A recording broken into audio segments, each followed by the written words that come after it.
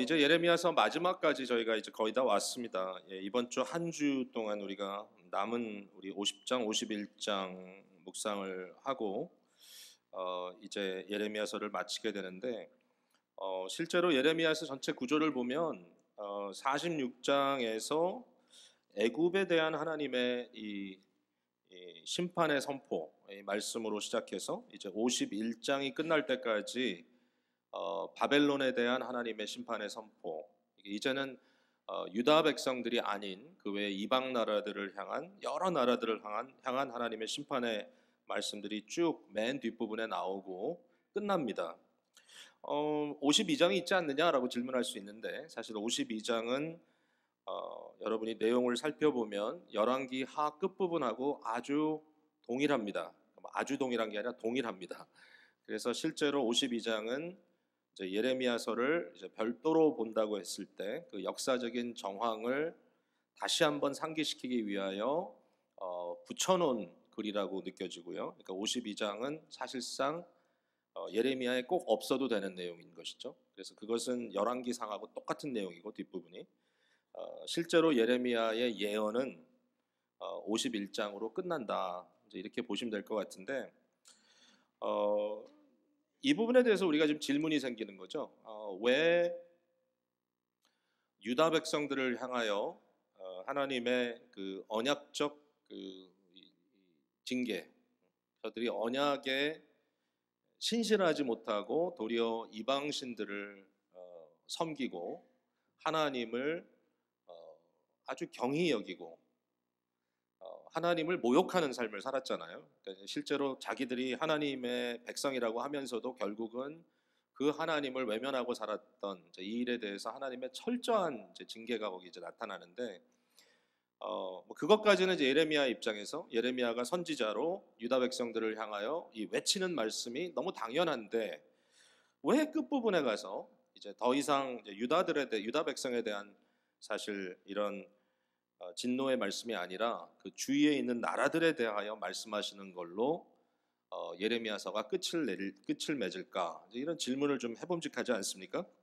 그러니까 여기 보면 애굽에 대하여, 블레셋에 대하여, 모압에 대하여, 암몬에 대하여, 그 다음에 에돔에 대하여, 뭐 다메섹에 대하여 잘 들어보지 못했던 게달, 하솔, 엘람 뭐 이런 것에 대해서까지 일일이 다 하나님께서 심판의 말씀을 선포하시고 그리고 마지막에 당시에 가장 잘 나가던 바벨론 제국을 향하여 하나님께서 심판의 말씀을 하시는 이 내용. 이 내용이 왜 예레미야의 결론처럼 이렇게 등장을 하는 것일까? 이 질문을 좀 해볼 수 있을 것 같아요. 이게 단순히 뭐 2500년여 전에 있었던 그 상황만 얘기하는 게 아니라 오늘 이 시대에 살고 있는 저와 여러분에게도 굉장히 중요한 말씀인 것이 분명한데 그 말씀이 뭔가? 제가 몇 가지로 여러분과 함께 오늘 한번 말씀을 나눠보려고 합니다. 첫 번째 가장 좀 강렬하게 다가오는 이 말씀의 의미는 유일신 하나님에 대한 말씀이라는 것이죠. 그러니까 예레미야를 통하여 그의 입에 말씀을 담아서 선포해 주신 하나님은 어떤 하나님인가? 이 질문이 굉장히 중요하죠. 왜냐하면 뭐 하나님이 누구신가를 아는 게 무엇보다 중요하지 않겠어요? 하나님이 누구신가를 알게 되면 이제 모든 문제에 대한 이제 실마리가 풀리게 되는데 바로 그 하나님은 유일신 하나님이다. 유일신이 뭐죠? 한 분밖에 계시지 않는 하나님이다. 이 하나님 외에 다른 신은 없다. 실제로 세상에 존재하는 모든 다른 신들은 거짓 신들이죠. 거짓 신들. 그것은 뭐 좀 극단적으로 얘기하면 마귀의 장난들이고 아니면 사람들의 무능이고 사람들의 무식함이죠. 그러니까 그렇게 성경은 이야기하고 있죠. 이 세상에 어느 다른 것도 진정한 신이 될 수 없고 유일하신 하나님 한 분만이 아주 유일의 하나님이다. 그분이 뭘 했죠? 천지와 그 만물 모든 걸 다 창조하셨다. 결국 이 유다 백성들이 믿고 따르던 하나님 또는 제대로 믿고 따르지 못했기 때문에 그에게 이제 결국은 경을 치는 이런 일이 생기게 된 그 하나님, 그 대상자는 누구냐면 바로 유일하신 one and only 하나님이시다. 이게 너무너무 중요한 이 예레미야의 선포다라고 말씀드릴 수 있을 것 같아요. 여러분 그 당시에는 모든 민족들은 보면은 자기 민족신을 섬겼고요. 그리고 지역마다 지역신이 있었습니다. 그래서 그러한 신들을 통하여 그들은 자기들의 어떤 정당성을 말하기도 하고, 그리고 자기들의 필요를 채우기도 합니다. 이 신들은 어떤 신들이죠?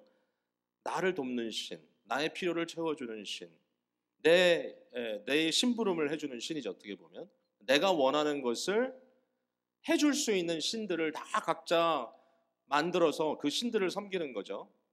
정말 말 그대로 종교가 너무나 많고 너무나 많은 이런 그 온갖 아주 별하별 그 우상들을 다 만들어 놓고 살았던 그런 시대죠. 자, 그러면 오늘은 좀 다른가요? 그렇지 않아요. 이 시대에 우리 신앙의 가장 큰 도전이 뭐냐라고 하면 이제 다원주의라고 많이들 얘기하죠. 종교다원주의도 그렇고요. 종교다원주의라는 것은 뭐냐면 유일하신 하나님이 아니라 모두의 신이 다 정당하다. 기독교가 말하는 하나님도 결국 여러 신 중에 하나일 뿐이다라고 말하는 게 다원주의거든요. 만약에 신이 존재한다면 절대적이다라고 말하면 안 된다. 그리고 다원주의의 또 하나의 이제 개념은 단순히 종교적 다원주의뿐만 아니라 우리 생각에 이렇게 얘기하는 거예요. 진리가 하나가 아니다, 여러 가지다. 좋은 것도 여러 가지일 수 있다. 사람마다 다 입맛이 다르고 생각이 다르고 미에 대한 감각도 다르고. 그러니까 절대로 우리 각자의 자기 표현이 중요한 것이지 어느 누구도 이것이 옳다, 이것이 틀렸다라고 얘기해서는 안 된다라고 하는 것이 다원주의죠. 그러니까 오늘 이 시대가 2500년하고 다르지 않아요. 이런 부분에서 너무 비슷해요. 우리도 민족신을 갖고 있죠. 그러니까 우리가 생각할 때 우리의 종교는 호국적인 종교여야 되죠. 우리 한민족 같은 경우는 참 민족적 그 어떤 그 사상이 굉장히 강하게 느껴지는 부분들이 있죠. 뭐 항상 그랬던 건 아니지만 그래도 불교도 호국 불교가 되고 기독교도 호국 기독교가 되고 이래가지고 뭔가 우리의 민족의 어떤 수호신이 되어 주시는 하나님, 우리 민족을 복 주셔서 우리가 모든 민족에 뛰어난 민족이 되게 해주십시오. 이런 기도가 굉장히 쉽게 나오는 그러한 어떤 생각들을 갖고 있죠. 어떻게 보면 미국도 그런 실수를 범한 적이 있죠. 미국의 어떤 그 어젠다가 하나님의 어젠다다, 이런 오해를 할 수도 있는 거죠. 그러니까 이러한 굉장히 자기중심적인 민족지향적인 뭐 국가지향적인 지향적인 이러한 신의 개념을 갖고 있는 것이 사실 우리에게도 그렇게 생소하지 않구나. 여러분, 기독교라고 하는 이름을 갖고 있지만요, 뭐 이것을 민족신이나 지역신이라고 얘기하지 않아도 사실은 우리에게는 나를 위한 하나님이라는 개념이 굉장히 강합니다. 오늘 이 시대는 굉장히 개인주의적이고 개인의 어떤 성취가 너무 중요하잖아요. 그러니까 우리의 종교는 뭐냐? self-help, 나를 도울 수 있는 것, 내가 원하는 대로 선택해서 내가 믿고자 하는 것을 선택하고. 여러분, 우리가 종교인으로서 위선에 대한 고민을 많이 하잖아요. 하나님의 말씀은 이런데 내가 그대로 못 산다. 자, 그거는 굉장히 큰 문제죠. 그런데 그것보다 더 큰 문제가 또 있습니다. 뭐냐면 말씀이 이렇다, 나는 못 산다가 아니라 내가 살고자 하는 대로 말씀을 바꿔치기 하는 겁니다. 그건 더 위험해. 그러니까 말씀이 없이 자기 마음대로 주관적으로. 근데 그게 오늘날의 신앙이에요. 종교예요. 그거 좋아하는 거예요. 입맛 땡기는 대로. 진리라는 게 뭐냐? 내가 좋아하는 것, 내 귀에 듣기에 합당한 것, 내 마음에 뭔가 시원함을 주는 것. 근데 물론 우리 인간 본연으로 하나님의 형상대로 지음받고 그것에 대한 그 모습이 여전히 있기 때문에 뭔가 진리를 추구하는 것이 맞지만, 많은 경우에 우리가 이와 같은 다원주의 또는 개인주의적인 종교 속에 빠져들어갈 수 있는 위험이 있죠. 2000년 전하고 지금하고 크게 다르지 않아요.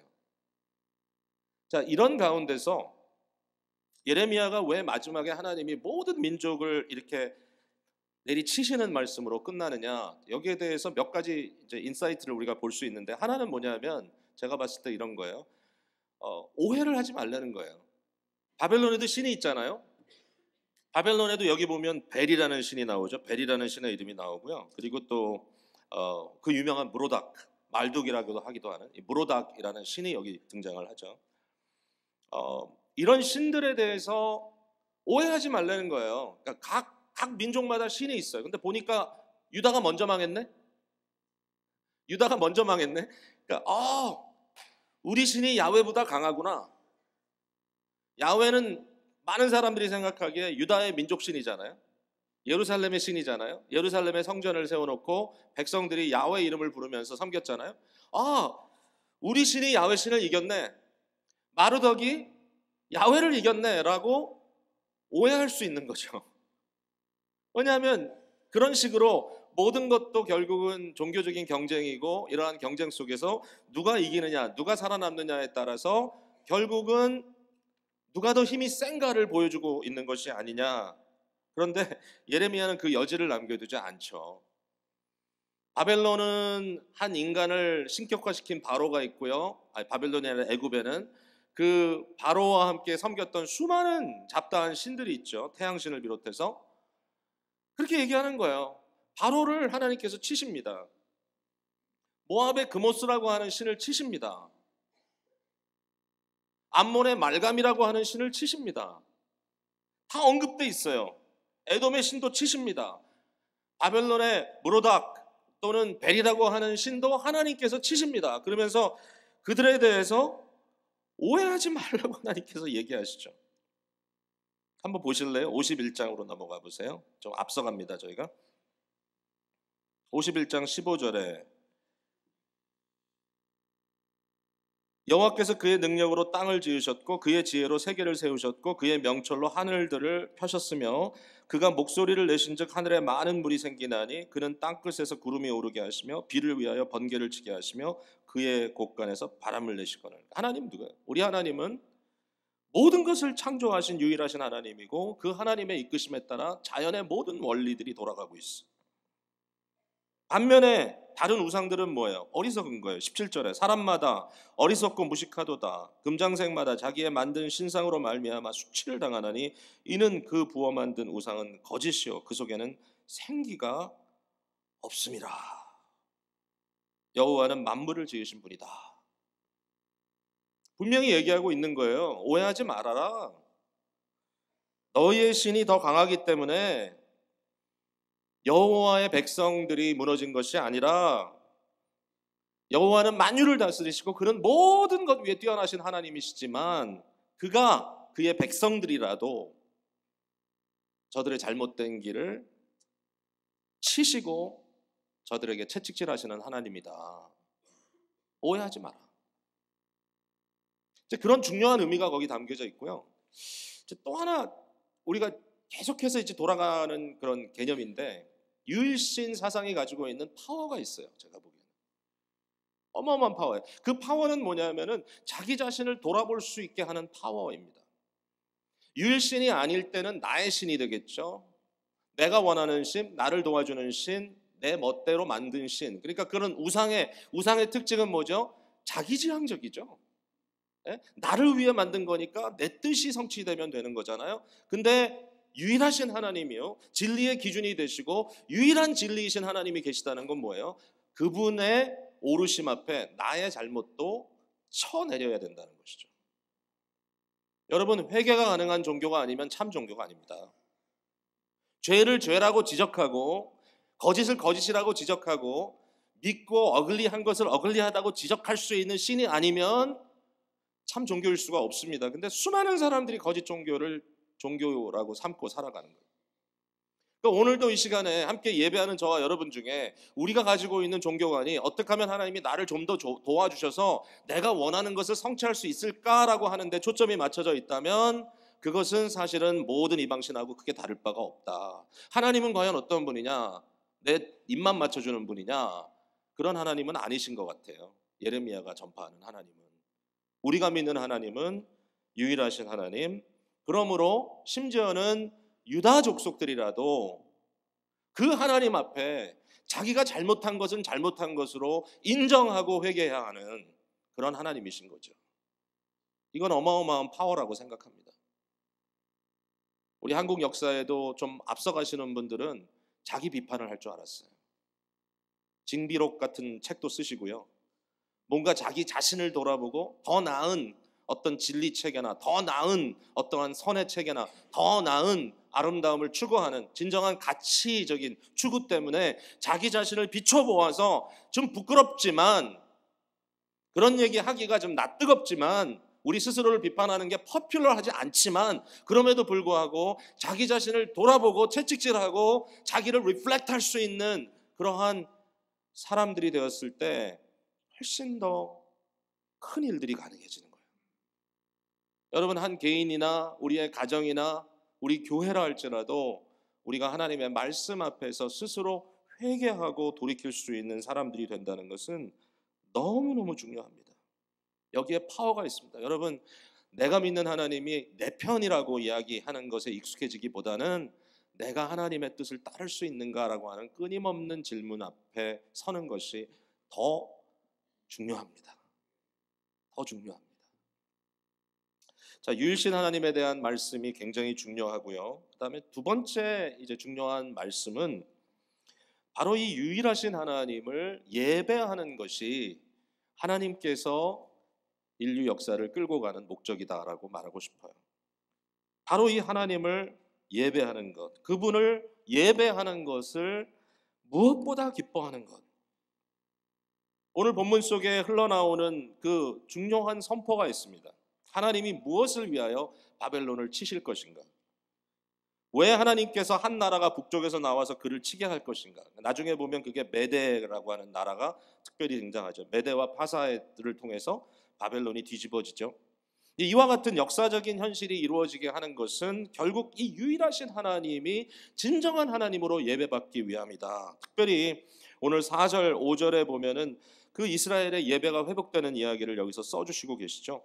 굉장히 감동적인 표현이죠. 여호와의 말씀이니라 그날 그때에 이스라엘 자손들이 돌아오며 유다 자손도 함께 돌아오되.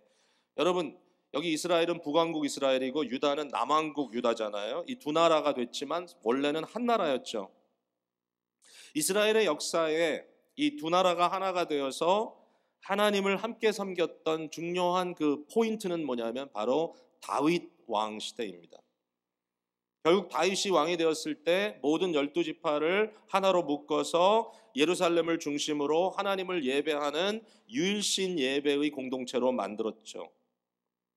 여기 보니까 바로 그날이 회복됩니다. 이스라엘 자손이 돌아오며 유다 자손도 함께 돌아오되 그들이 울면서 너무 감격해서 그 길을 가며 그의 하나님 여호와께 구한다. 하나님의 얼굴을 구할 것이며, 이렇게 표현하면 좋겠어요. 그들의 얼굴을 어디로 향한다고요? 시온으로 향한다. 시온은 뭐죠? 예루살렘입니다.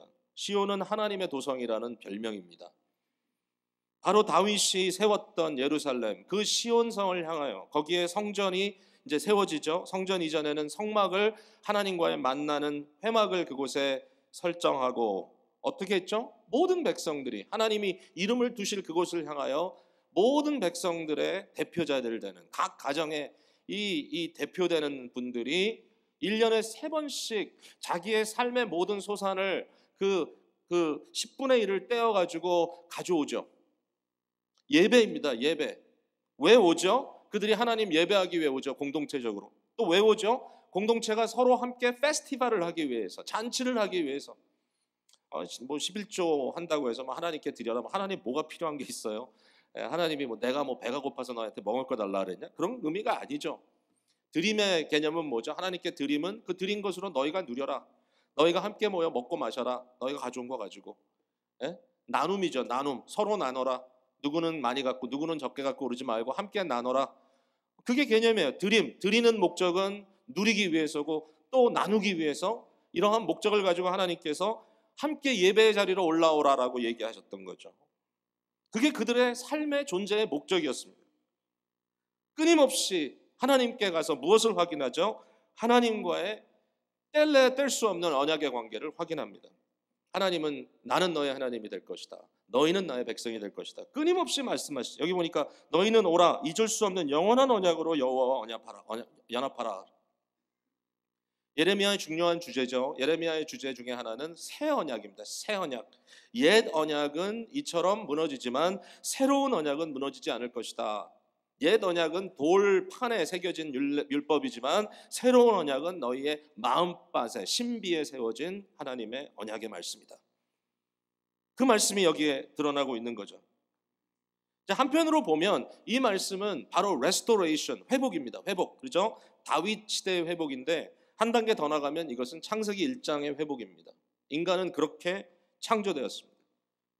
인간은 본래부터 하나님을 영화롭게 하고 그 영화로움을 즐거워하는 존재로 만들어진 것이죠. 창세기 1장, 2장에 나오는 이 진정한 안식이 선포되고, 그 안식이라고 하는 현실은 뭐죠? 하나님의 보좌를 중심으로 하고 모든 인간들은 그 하나님을 예배하기 위한 예배 인도자가 되고, 이 세상의 모든 만물들은 그 하나님을 향하여 아주 하모니어스하게, 너무 조화스럽게, 너무 질서 있게 그 하나님을 영화롭게 하는 질서 속에 거하는 이러한 예배 형태의 모습이 창세기에 등장하지 않습니까? 그게 깨지는 게 죄죠. 죄는 브로큰네스입니다. 그러한 홀한 이 예배 공동체의 모습, 모든 인류가 하나님을 예배하는 이 질서, 이것이 회복되는 거죠. 여기서 말하는 회복은 사실은 다윗 시대의 어떤 역사적인 한 순간으로 돌아가는 회복이 아니라 다윗 시대가 예표했던 참된 아들 예수 그리스도를 통하여 장차 나타날 새하늘과 새 땅, 진정한 예배의 회복일 것입니다. 이게 하나님의 목적입니다. 우리는 이러한 목적을 위하여 존재하는 사람들입니다. 여러분, 하나님께서 모든 나라들을 치실 때 공통적으로 치시는 파트가 뭔지 아세요? 저들의 교만입니다. 자기 스스로 높은 자리에 처하는 것 하나님께서 허락하지 않으시고 그들을 무너뜨렸습니다. 아주 대표적인 예가 하나 있는데 한번 같이 보실래요? 49장 16절 말씀, 이제 에돔에 대한 말씀인데 아주 시적인, 너무 멋있는 그런 표현이죠. 16절을 같이 읽어볼게요. 49장 16절 시작. 바위 틈에 살며 산꼭대기를 점령한 자여, 스스로 두려운 자인 줄로 여김과 내 마음의 교만이 너를 속였도다. 내가 독수리같이 보금자리를 높은 데에 지었을지라도 내가 그리로부터 너를 끌어내리리라. 이는 여호와의 말씀이니라. 너희의 교만한 자리에 두지 않겠다. 하나님보다 더 높은 자리에 올라갔다고 스스로 자만하게 생각하고 스스로 두려운 자인 줄로 여기는, 두려운 자, 유일한 두려운 자는 하나님이시죠. 그 하나님을 저버리고 그에게 등을 돌리고 스스로 교만한 자리에 있었던 것, 낮추셨죠. 바벨론에 대해서는 어떻게 하셨어요? 그 유명한 에피소드가 다니엘 4장에 등장하잖아요. 자, 여러분, 제가 말씀드릴게요. 느부갓네살 왕이 모든 세상을 정복하고 하루는 너무너무 당당하게 말을 합니다. 이렇게 써 있습니다. 내가 바벨론 왕궁 지붕에서 거닐 때 나 왕이 말하여 이르되, 이 큰 바벨론은 내가 능력과 권세로 건설하여 나의 도성으로 삼고 이것으로 내 위엄의 영광을 나타낸 것이 아니냐 하였더니, 내가 했다, 이건 내 거다 했더니, 이 말이 아직도 나 왕의 입에 있을 때에 하늘에서 소리가 내려 이르되, 느부갓네살 왕아, 네게 말하노니 나라의 왕위가 내게서 떠났느니라. 그러면서 7년 동안 결국은 짐승처럼 살아가도록 그를 쳐 순종케 하는 역사가 일어났잖아요. 이 하나님께서 하시는 거예요. 인간의 교만과 인간의 이 자만함을 내버려 두지 않으시고 결국 하나님의 때에 하나님의 방법으로 꺾으시는 그분. 여러분, 여기에 대해서 우리의 마음이 어떻습니까? 저는 인간의 자기 이해가 너무 중요한 것 같아요. 우리는 어떤 존재가, 우리 절대적 존재 아닙니다. 우리는 의존적 존재이고요. 그건 뭐 너무 간단하게 항상 우리가 설명할 수 있죠. 아주 간단한 것도 없으면 우린 죽습니다. 우리는 하나님께서 우리가 살 수 있는 환경을 만들어 주셔야 사는 자들입니다. 더 이상 어떤 다른 방법이 없습니다. 여러분, 우리에게는 어떤 환경이 필요합니까? 우리는 하나님의 영광이라는 환경이 필요합니다. 인간은 하나님의 영광을 먹고 자라도록 만들어진 존재들. 여러분, 물고기는요, 맨 땅에서 살 수가 없죠. 거기서 뭐 잠깐 파닥파닥 거릴 수 있지만, 그러나 거기에서 thrive 할 수가 없어요. 거기에서 자기의 생명을 누릴 수가 없어요. 그죠? 물고기는 마른 땅에서 누릴 수 없는데, 저는 물속에서는 누리질 못해요. 그건 또 어떤 분들은 참 수영 잘하시더라고요. 저는 수영을 노력도 해봤는데 뭐 배우지 않아서 그럴 수도 있지만 잘 못해요. 스트러글은 할 수 있어요. 스트러글은 보통 웬만한 수영장 끝에서 끝에 한 번은 갈 수 있어요. 그 다음에 다 지쳐가지고 이러다가 이제 그 다음부터 어떻게 그냥 가만 걸어 다니든지 나와야 돼요. 물에 빠져요. 빠지면 죽어요. 네. 몇몇 분들의 얼굴에 굉장히 쾌감을 제가 느끼는데, 네. 저보다 더 잘할 수 있는 게 이제 저거구나. 정말. 근데 여러분도 아마 thrive 하지 못하는 환경이 분명히 있을 거예요. 저는 비교적 걷는 건 잘해요. 그래서 오래 걸어도 그렇게 쉽게 피곤하지 않아요. 걷는 거는. 그건 좀 훈련이 됐어요. 그래서 thrive 해요. 예? 하이킹 신발 신어놓고 야 어디 하이킹 가자. 그러면 기쁘게 따라갈 수 있어요. 그게 우리의 환경이에요. 제가 살 수 있는 환경이에요. 여러분이 살 수 있는 환경은 뭐예요? 저와 여러분이 같이 살 수 있는 환경은 하나님의 영광이라고 하는 환경이에요. 그렇게 만들었어요. 우리를. 그 하나님을 영화롭게 하고 그 하나님의 하나님 되심을 인정하고 그 하나님의 하나님 되심이 드러날 때 우리는 인조해요. 그것이 기뻐요. 여러분, 우리는 진리가 진리로 밝혀질 때 행복해요. 진정한 선함이 우리 눈앞에 펼쳐질 때 행복한 거예요. 진정한 아름다움이 드러날 때 우리는 만족하는 거예요. 인간은 그렇게 만들어졌어요. 그게 안 되고 죄가 들어와서 우리의 관계를 깨놓고 우리의 화목을 깨놓고 우리의 모든 조화를 깨놓고 우리가 그토록 사랑하는 것들이 다 망가져 보이고 그럼 어떻게 돼요? 망가지는 거예요. 브로큰 되는 거예요. 브로큰하면 행복하지 않아요. 우리는 뭐가 행복한지 알아요. 망각하고 있을 뿐이지 딴 데로 가면 안 돼요. 하나님 그렇게 우리를 만드셨어요. 인간의 위치를 어떻게 이해해야 되는가? 우리의 위치는 하나님과 교제하는 그곳이에요. 에덴 동산이 뭐예요? 하나님과 함께 선을 할 때 거하는 거예요. 거기에 하나님의 음성을 듣고 기뻐하고 하나님의 나타나심이 너무너무 반갑고 너무 그것이 흥미롭고 오늘 하나님은 나에게 무슨 새로운 것을 가르쳐 주실까? 그 앞에 뛰놀고 부부가 사랑하고 마음대로 주 안에서 누리고 그 기쁨 속에 존재하는 인간의 그 가장 thrive하는 환경이에요. 그것이. 근데 죄가 그것을 깨요. 죄가 그것을 깨. 여러분, 이것이 없으면 안 되기 때문에 자, 오늘 우리가 고민해야 돼요. 왜 우리가 그 자리에서 떨어졌는가? 그리고 우리가 떨어졌기 때문에 떨어진 우리를 회복시키기 위해서 하나님이 어떻게 인간이 돼서 이 땅에 오셨는가? 어떻게 예수님이 이 땅에 오셨는가? 어떻게 그가 오셔서 깨지고 브로큰되고 죄로 인하여 핍박받고 죄 때문에 다치고 죽고 고난당하고 왜 그렇게 되셨는가? 우리를 다시 회복시키기 위해서 예배 자리로 인도하기 위하여 그의 십자가를 통하여 부활에 이르게 하기 위해서 우리의 죄에 대한 자리를 박차고 일어나서 진정한 우리의 아름다운 환경 속으로 들어가게 하기 위해서 하나님께서 그 일을 하셨다. 여러분, 이게 우리를 향하신 하나님의 뜻인데 왜 자꾸 우리는 헷갈릴까요? 우리 가운데 이제 미술 같은 거 하시는 분들이 좀 계실 거예요. 현대미술 전공하신 분들도 계시나요? 저는 솔직히 그 미술이라고 하는 것을요, 자기 표현, 셀프 익스프레션이라고 하는 부분에 대해서 그걸 자꾸 너를 다시 표현하는 것을 자꾸 해봐라 하는 것은 뭐 창의력을 키우기 위해서 좋은 것이 될 수 있겠지만 그러나 진정한 미에 대한 어떤 그 개념이 자기 표현이라고 말하는 것은 좀 잘못됐다고 생각해요.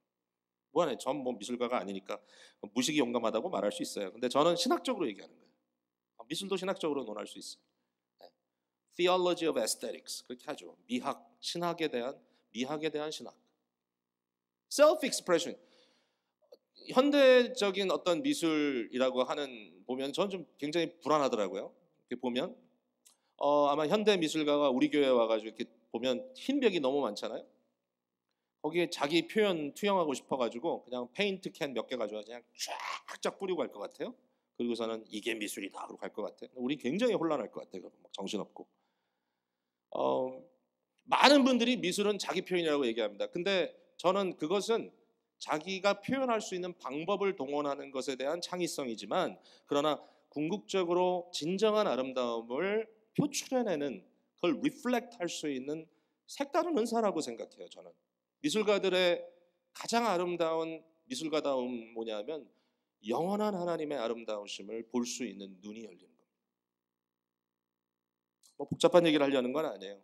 단순히 우리가 하려고 하는 것이 뭔가 이 세상에서 부족하죠. 우리는 따라가지 못하죠. 가장 위대한 미술가들도 결국 그것 때문에 스트러글하고 그것 때문에 뭔가 이루지 못하고 다다르지 못함 때문에 자만하지 못하잖아요. 그러나 목적은 아는 거죠. 하나님의 그 영광스러움, 그것을 인조해하는 것이 나의 목적이다.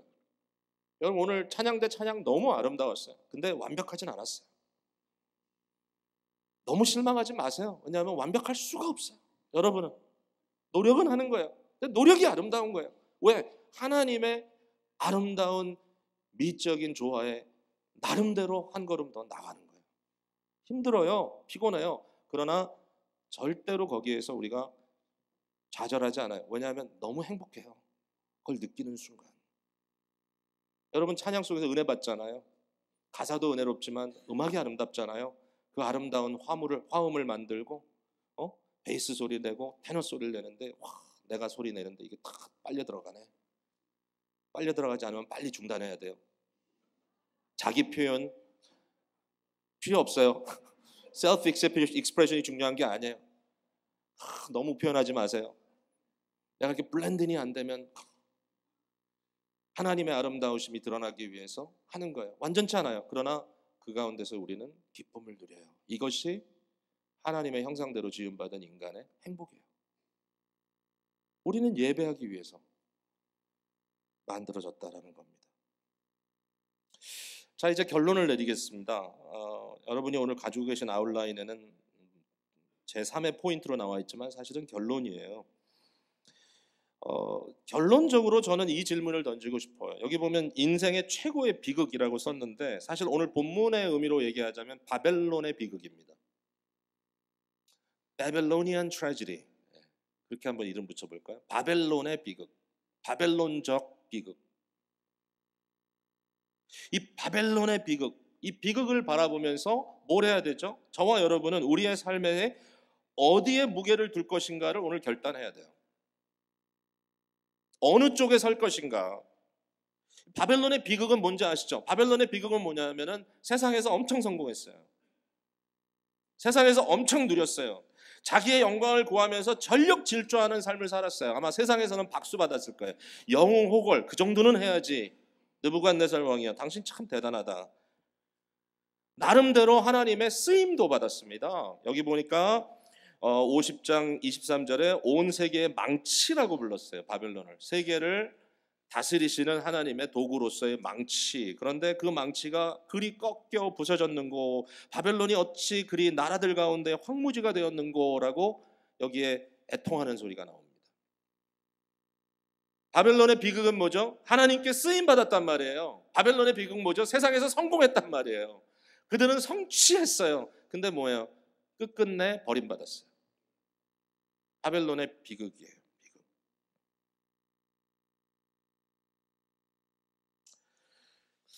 이스라엘 백성들은 참 감사해야 돼요. 왜냐하면 저들은 언약 백성이라고 하는 그 이유 때문에 때에 따라서 하나님께 징계도 받고 두들겨 얻어맞고 있는 것도 없어지고 막 그러지만 그러나 하나님과 연합되는 궁극적인 목적으로부터 저들은 결국 떨어지지 않았어요.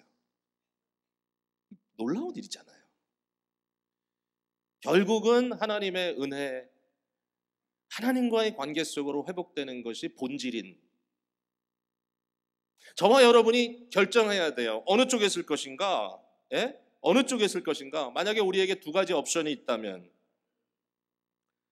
한편으로는 세상에서는 좀 실패하고 세상에서는 좀 고생하는 중에 그러나 그 삶을 통하여 유일하신 하나님을 만나고 그분과 함께 그분을 알아가고 그분과 함께 하는 것이 나의 삶이고 반면에 세상에서는 성공하고 내가 원하는 쾌락을 추구하고 살아가다가 결국 하나님을 인정할 줄 모르고 혼자 외롭게 죽어가고 그 이후에는 파멸이 있는 그러한 삶. 두 가지 옵션만 얘기하기는 좀 그렇죠. 왜 두 가지만 얘기해? 둘 다 좋은 것만 선택할 수는 없나요? 예수님도 그런 비유를 말씀하셨어요. 어리석은 부자 얘기도 하셨지만 특별히 여러분 기억하죠? 나사로라고 하는 거지가 살고 있던 그 집. 그 집은 부자가 살았어요. 나사로는 거지예요. 그 앞에 사는 거지예요. 부스러기 먹고 살아요. 근데 문제는 그들이 세상에 살 때 어떻게 살았는지에 대해서는 아무런 사실 얘기가 없어요. 나사로가 왜 구원을 받았으며 부자는 왜 버림을 받았는지 그 이유는 몰라요. 그러나 문제는 뭐죠? 그 다음에 문제예요. 죽고 난 다음에 나사로는 아브라함의 품에 영광 중에 있고 부자는 음부에 떨어져서 고통 속에 빠지고 그게 이제 스토리입니다. 아니 왜 그렇게 됐지? 저 사람은 왜 그렇게 된 거지? 중요한 건 그거예요. 현세와 내세를 비교하는 거예요. 우리 예수님께서. 뭔가 너희들이 선택할 것이 있다. 너희들이 뭔가 생각할 것이 있다. 이것 아니면 저거라고밖에 판단할 수 없는 부분이 있다. 예전에 그 열린말씀 연대가 책을 하나 펴냈잖아요. 예수인가, 뭐 돈인가 예수인가가 주제였죠. 돈이냐 예수이냐, 돈인가 예수인가. 근데 그 책을 이제 출판한 출판사에서 그 편집하는 분이 아주 재밌는 그 부제를 거기다 붙였어요. 우리가 붙인 거 아니야. 부제를 뭐라고 붙였냐면은 땅에서는 부자이고 천국에서는 나사로가 되고 싶은 사람들에게 그렇게 붙였어요. 두 개를 다 원하는 사람. 근데 그 질문은 중요한 거죠. 돈인가 예수인가라는 질문이죠. 자, 여러분 다 가지면 얼마나 좋겠어요. 세상에도 성공하고 내세에 대한 소망도 갖고. 그게 최고로 예수 잘 믿는 거 아니에요? 여기서도 잘 되고 저기서도 잘 되고 잘 되면 좋은 거 아니냐? 결국 그것 때문에 우리가 예수 믿는 거 아니냐? 세상에서도 복 받고 구원의 확신 가지고 천국 가고 그러면 최고 아니냐라고 얘기할 수 있겠지만, 그러나 여러분 이 부분에 대해서 우리가 놓치면 안 되는 게 있죠. 뭐죠? 절대로 공존할 수 없는 게 있는 거죠. 한번 생각해 보세요. 예수님 말씀하셨어요. 너희가 돈과 하나님을 겸하여 섬길 수 없다. 뭐 돈은 조금만 있으면 되잖아요. 맞아요. 있으면 돼요. 조금만 있으면 되고 돈은 필요해요. 그러나 돈을 섬기는 삶과 하나님을 섬기는 삶이 같이 갈 수는 없다. 무슨 말씀인지 여러분 깊이 고민해 봐야 되죠. 우리가. 왜냐하면 돈이라는 게 엄청난 파워잖아요. 이 돈이라는 파워가 우리에게 자유를 준다고 생각하고, 이 돈이라는 것이 우리에게 격을 맞추게 해준다고 생각하고, 돈이 있다는 사실 때문에 남들을 멸시해도 된다고 생각하고, 돈 때문에 위신 세웠다고 생각하고, 돈 이렇게 펑펑 던지면서 그것 통해서 뭔가 자기를 확인하고, 돈에는 힘이 있습니다. 근데 예수님께서 말씀하시는 겁니다. 그래? 돈? 그래? 그거 가지고 너 자신을 증명하겠다고? 근데 내가 한 가지만 얘기해 줄게. 그 돈과 하나님을 넌 절대로 동시에 섬길 수는 없어. 그 고민을 해야 되는 거잖아요. 너무 잘하는 거잖아요. 자, 여러분 보세요. 이생의 자랑과 현세의 자랑과 하나님을 사랑을 겸할 수 없어요. 하나님을 사랑한다는 건 뭐예요? 하나님 때문에 너무 자랑스러운 거예요. 하나님보다 더 다른 자랑은 우리에게 없는 거예요. 하나님 때문에 프라우드한 거예요. 하나님 때문에. 하나님 사랑하는 거예요. 내 아내를 사랑한다. 내 남편을 사랑한다. 그 사람 때문에 프라우드한 거예요.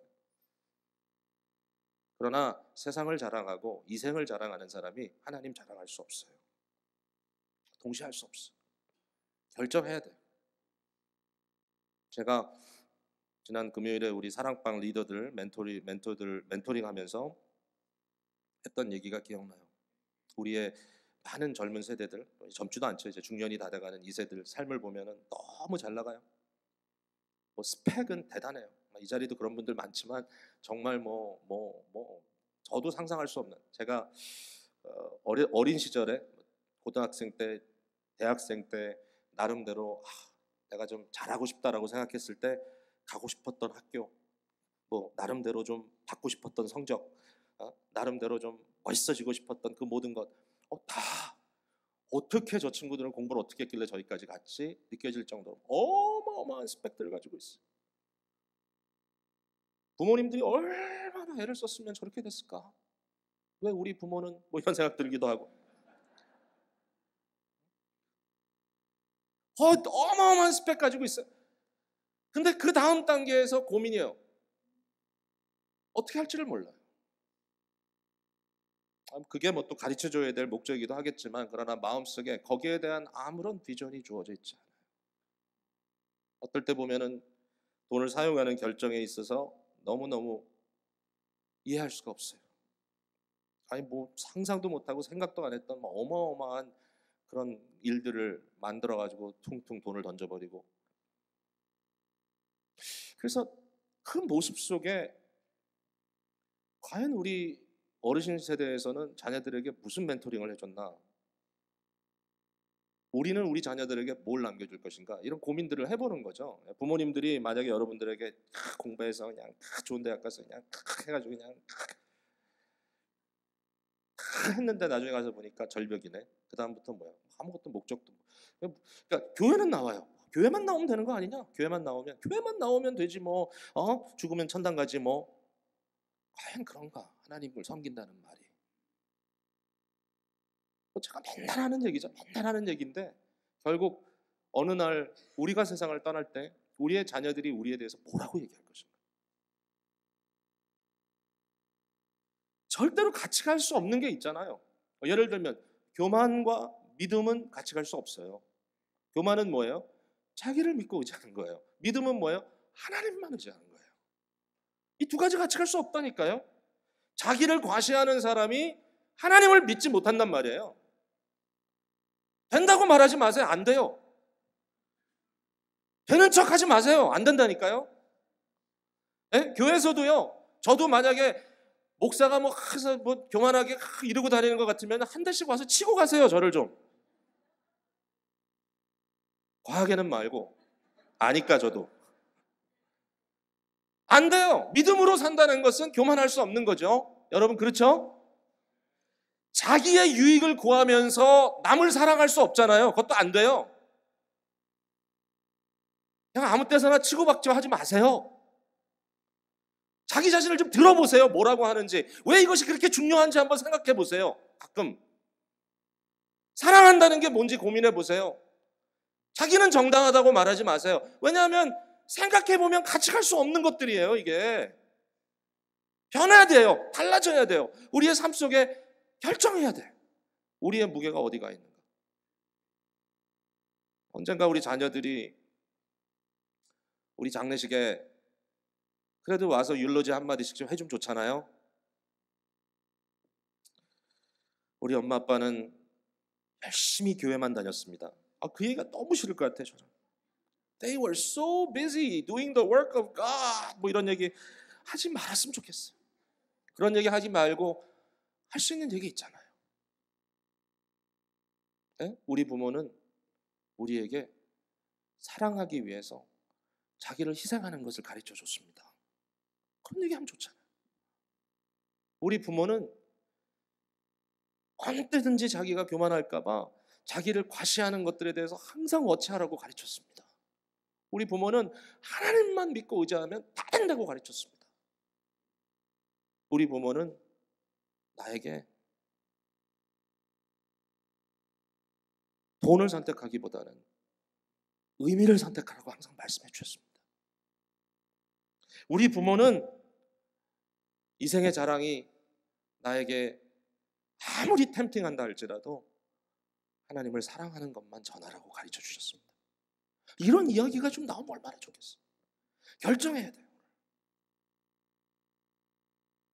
바벨론의 비극 속으로 빠져갈 것인지 아니면 하나님의 복된 언약 백성의 그 은혜의 삶으로 예배의 삶으로 예배 속에 그의 영광을 인조해하는 참된 인간다운 삶으로 살아갈 것인지 그게 우리에게 주어지는 질문입니다.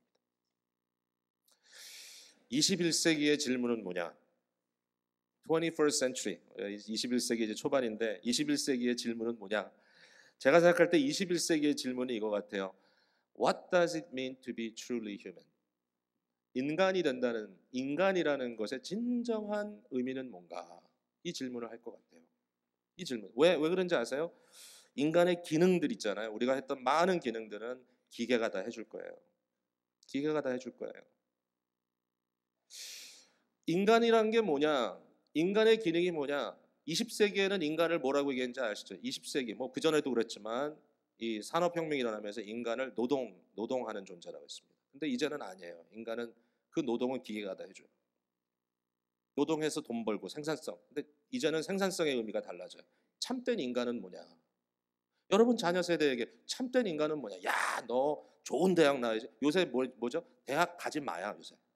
왜? 구글 같은 데서 대학 졸업생 찾지 않아요. 창의적이면서 얼마든지 요새 게임하는 거 보세요. 애들 얼마나 어마어마하게 하고 있는지 그 실력 달라졌다니까요. 중요한 건 그거예요. 스펙? No. 요새 한국에서 누가 젊은 애들이 스펙 만들겠다고 미국 와요? 안 와요. 왜? 그게 중요하지 않아요.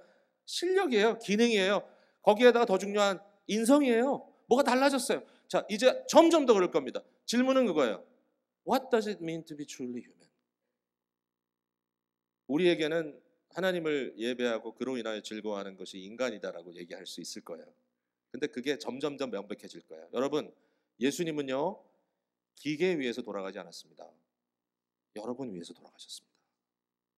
예수님은요 컴퓨터 위에서 돌아가지 않으셨습니다. 로봇 때문에 돌아가지 않았다니까요. 예수님은 저와 여러분을 하나님과 화목시킴으로써 우리가 참 인간됨을 누리게 하기 위해서 돌아가셨습니다. 그걸 상실하겠습니까, 우리가? 오늘 깊이 한번 고민하는 시간 됐으면 좋겠습니다. 기도하겠습니다.